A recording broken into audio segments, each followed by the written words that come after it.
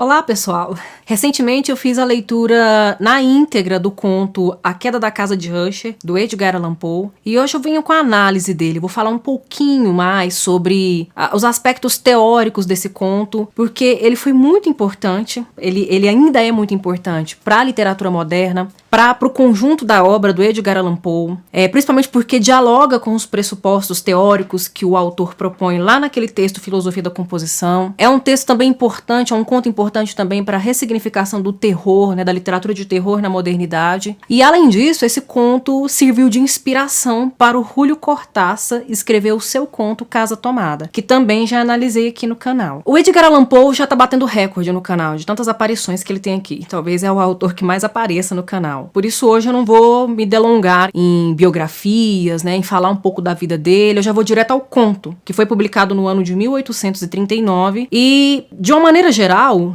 para quem não acompanhou o conto, para quem ainda não leu, acompanhe no canal a leitura que eu faço inteira. Mas para resumir, basicamente, nós temos um narrador personagem que recebe a carta de um amigo desesperado. Esse amigo precisa vê-lo, é como se ele estivesse fazendo uma despedida mesmo. Ele considera que se o amigo não for visitá-lo imediatamente, eles nunca mais se verão, e o amigo vai. O conto todo é construído numa atmosfera de tristeza, numa atmosfera fúnebre, numa atmosfera mesmo de morte. A estação do ano é o outono, que remete muito bem ao fim dos ciclos. Há uma melancolia que paira e que acomete o narrador personagem logo de imediato, logo que ele adentra a cena da casa de Usher. O título do conto é A Queda da Casa de Usher, porque o local central, o pivô de todos os acontecimentos desse conto é a casa. Inclusive, há outra tradução para esse conto, que é A Queda do Solar de Usher, sendo a palavra solar sinônimo para casa, no sentido mesmo de mansão, que está ligado a uma hereditariedade familiar. E esse solar pertence à família Usher. Essa casa pertence à família Usher. Aliás, pertenceu, toda a geração da família Usher morou nessa casa. Mas, na contextualização do conto, vivem apenas os dois irmãos gêmeos, Roderick Usher, que é quem escreve a carta para o narrador personagem, e Madeleine Usher, sua irmã gêmea. Acontece que a família está arruinada, a família está em ruínas, não em ruínas materiais, mas numa ruína mesmo biológica, porque eles são os dois últimos membros da família. A casa está simbolicamente ligada à derrocada, a ruína da família também está toda com um aspecto muito degradado, muito deteriorado, e os dois irmãos não se casaram, não tiveram filhos, não têm herdeiros, não deram continuidade na árvore genealógica. Então, isso tudo indica que, se esses dois irmãos falecerem, a família Usher estará para sempre extinta. E basicamente o conto vai todo desenrolar para esse acontecimento, tá? Então nós temos um desfecho que, apesar de ter todo um passo a passo que o guia para aquilo que a gente já meio que espera no final, ele tem um desfecho surpreendente pelo modo como ele vai construindo racionalmente os eventos dentro do conto. O Roderick sofre de uma doença dos nervos, é extremamente nervoso, tem uma sensibilidade à flor da pele, todos os sentidos dele são muito aguçados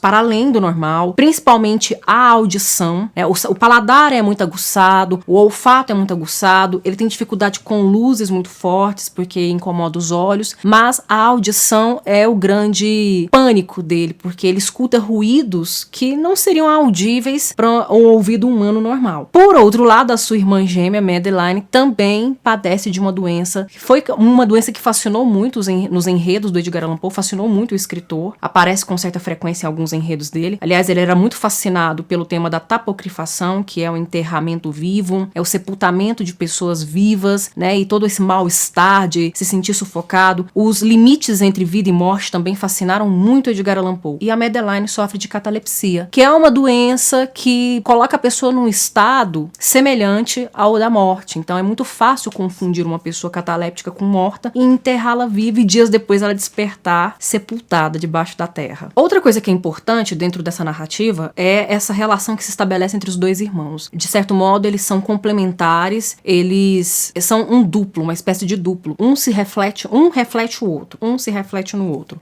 Que é um tema muito caro ao Edgar Allan Poe, apareceu em diversas outras narrativas, como Gato Preto, como William Wilson, a vida, a morte, bem e mal, luz e sombra, toda essa dualidade que é muito, muito presente em nossas vidas e que meio que se complementam, porque sem uma a gente não conseguiria perceber, distinguir a outra, são muito bem exploradas dentro das narrativas do Edgar Allan Poe. E a gente tem aqui essa relação de complementaridade entre os dois personagens, porque se o Roderick não sofresse de sensibilidade à flor da pele, pele, não faria sentido Madeline sofrer de catalepsia e possivelmente ser enterrada viva e fazer um grande esforço, né, um esforço sobre-humano para conseguir se desenterrar e ele acompanhar tudo isso com a sua própria audição. Então, desse modo, é importante considerar a relevância do Edgar Allan Poe para o terror, porque dentro dessa narrativa, nós temos um conto que pertence à literatura fantástica, mas dentro dessa narrativa, todos os acontecimentos que apontam para uma possível explicação sobrenatural são tratados de uma maneira muito científica, de uma maneira muito plausível para a lógica do real em que vivemos.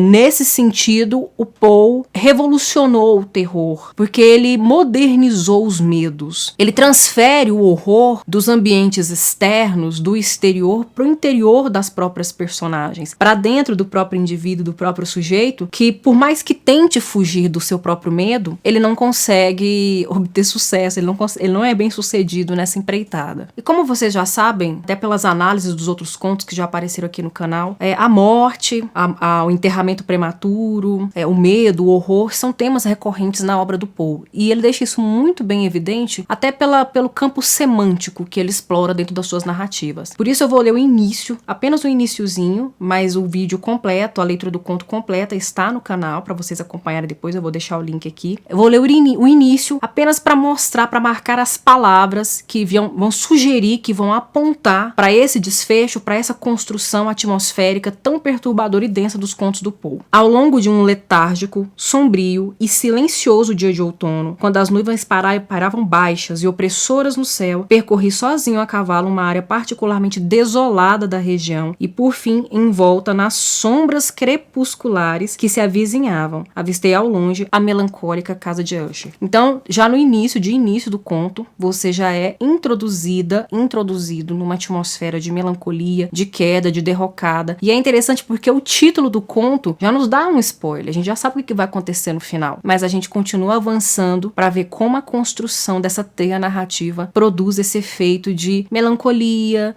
de vetustez, né, de um mal-estar triste em nós leitores. Bem, eu espero que vocês tenham gostado do conto do Edgar Allan Poe, que vocês também tenham gostado desse breve comentário que fiz acerca dele. Curtam esse vídeo, compartilhem esse vídeo também. Quanto maior o número de visualizações, melhor o YouTube vai entender que esse conteúdo que está sendo produzido é relevante e vai distribuir para mais pessoas, né? Afinal de contas, a gente precisa aí de... Quanto mais possibilidade de acesso à literatura, melhor para nós, leitores e leitoras. Eu vou ficando por aqui. Até a próxima.